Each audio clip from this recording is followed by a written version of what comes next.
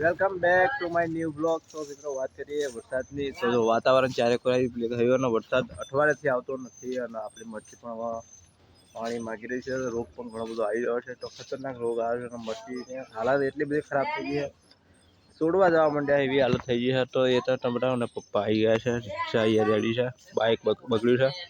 અને જો આપણું ઘર મરચીની હાલત તમને બતાવું તો બહુ કન્ડિશન ખરાબ છે.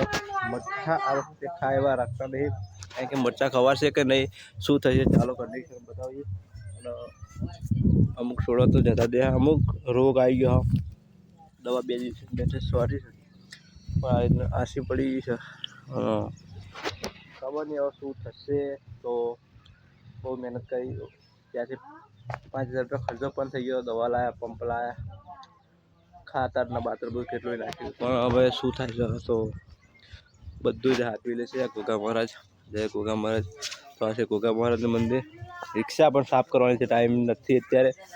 તો પહેલો કરી નાખે બ્લોગ ચાલુ. અજયભાઈ લારી પકોડીની સ્ટેન્ડિંગ ચાલુ કરી છે. તો ટૂંક સમયમાં લારી પણ ચાલુ કરશે અજય.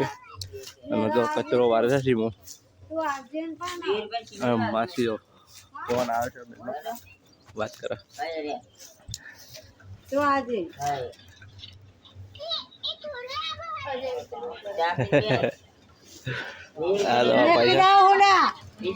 દવા પીવડાય ખાવાની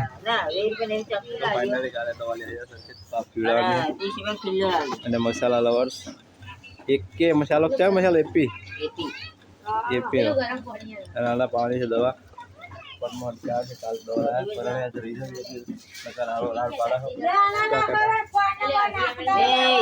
ભલી પછી કયા છે સીમુ એ ભાઈનો ફોન આવ્યો તો વાત કરતે મોર આવ્યો છે. જો તરી હે હા બે લડો હાવડા હાવડાથી સીમુ રી હે ખબર નહીં શું થયું.